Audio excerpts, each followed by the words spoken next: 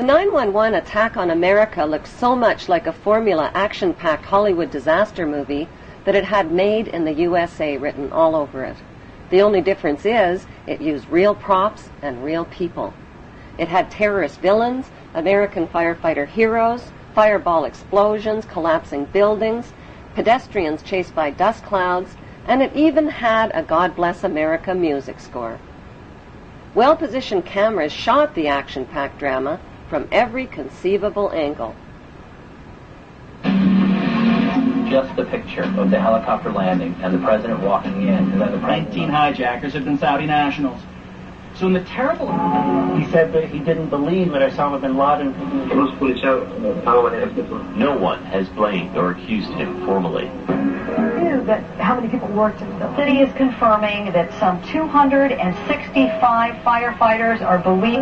None of us will ever forget this day. People will knock these buildings down, or hear all of it soon. Since America remembers Sunday, 85th. The timing, the title, and the eerie advertisement for Harvey Weinstein's Lord of the Rings movie called The Two Towers was a prophetic and disturbing coincidence.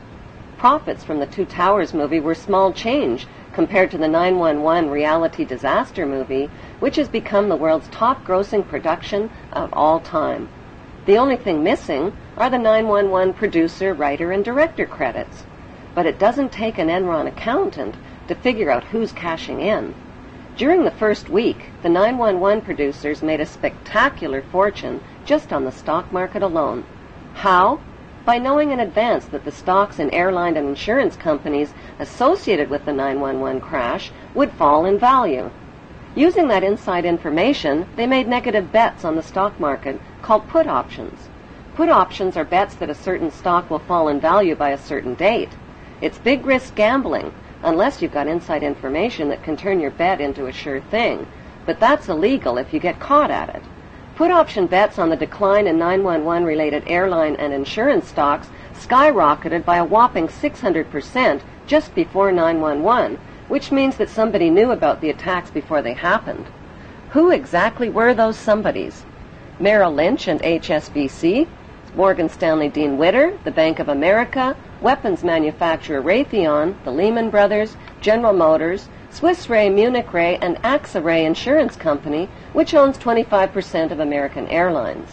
These insiders bought put options through Deutsche Bank. Most demanding clients trust Deutsche Bank to perform. Deutsche Bank, a passion. Buzzy Krongard, the former executive director of the CIA, just happened to be the manager of Deutsche Bank.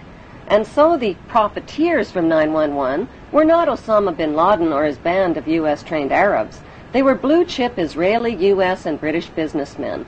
Within the first week, the 911 producers sucked up $40 billion in box office profits from U.S. taxpayers who were hypnotized, terrorized, and traumatized by the infinite reruns.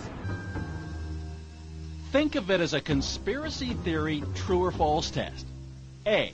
When George W. Bush started his first oil company, who helped fund it? Osama bin Laden's brother and brother-in-law. True or false? B. After a terrorist bomb at a barracks in Saudi Arabia killed 19 Americans, who got the multi-million-dollar contract to rebuild?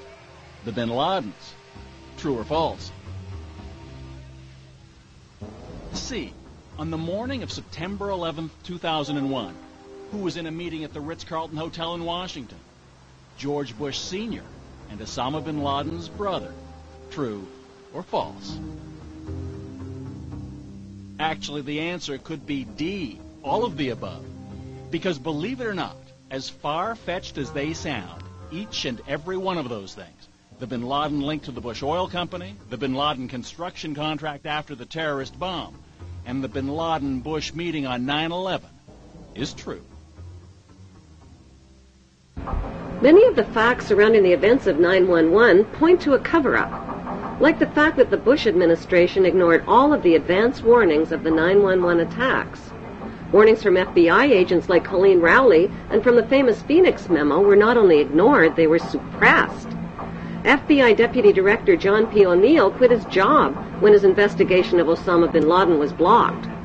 According to a September 24th Newsweek article, top Pentagon officials canceled their travel plans for 911 because of security concerns.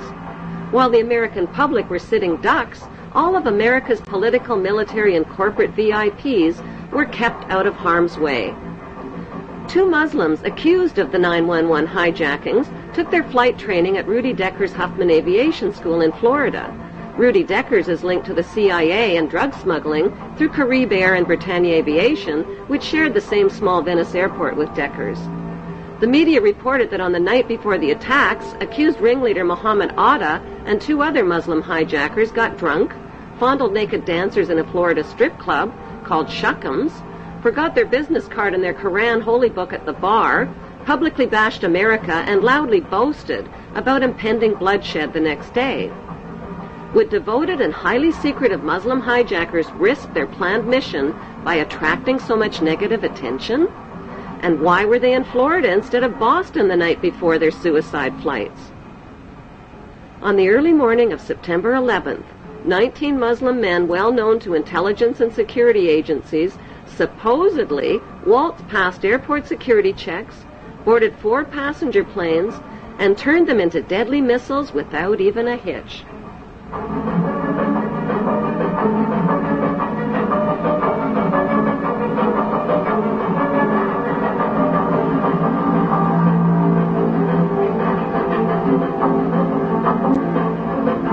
By 8:13 a.m., flight controllers temporarily lost radar contact with American Airlines Flight 11 and reported a suspected hijacking.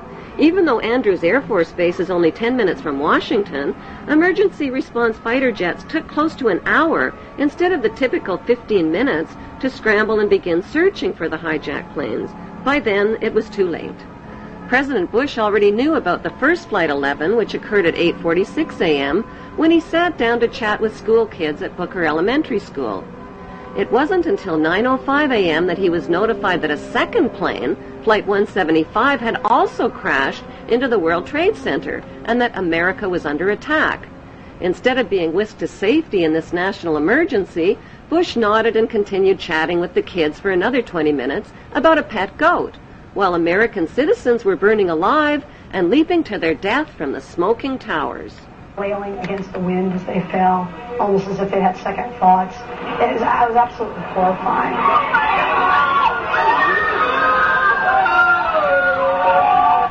And you don't have to be a conspiracy theorist to wonder exactly what President George W. Bush knew about the attack, and when he knew it. According to the official White House version, it was at this moment in a Florida classroom that Bush learned the second plane had hit the World Trade Center and that the U.S. was under attack. But here's what George Bush himself said almost 3 months later when asked about September 11th. I was sitting outside the classroom waiting to go in, and I saw an airplane hit the tower of a TV. You know, the TV was obviously on, and I used to fly myself, and I said, well, there's one terrible pilot. And it said it must have been a horrible accident. But I was whisked off there. I didn't have much time to think about it. Now, wait a minute.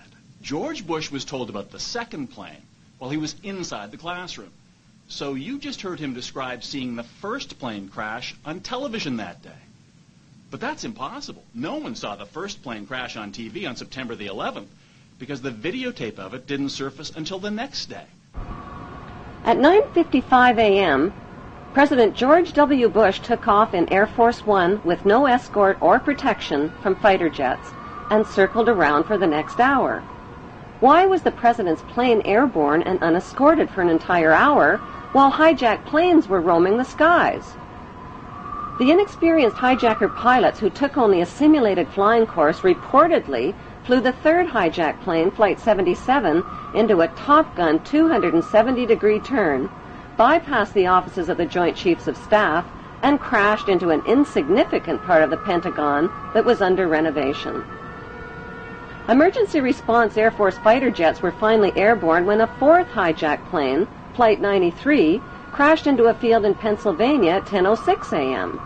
The media reported that passengers overpowered the hijackers, but nearby residents saw U.S. fighter jets overhead and gave eyewitness reports of debris falling from the sky. That debris was found 8 miles away, indicating that the plane had been shot down. Within hours of the 911 hijackings, a massive Blame the Muslims campaign was launched by CNN and the media and continues to this day. In less than 48 hours, the names and mugshots of 19 accused Muslims were flashed across TV screens. If government investigators knew nothing, how did they identify 19 Muslim men as the hijackers so fast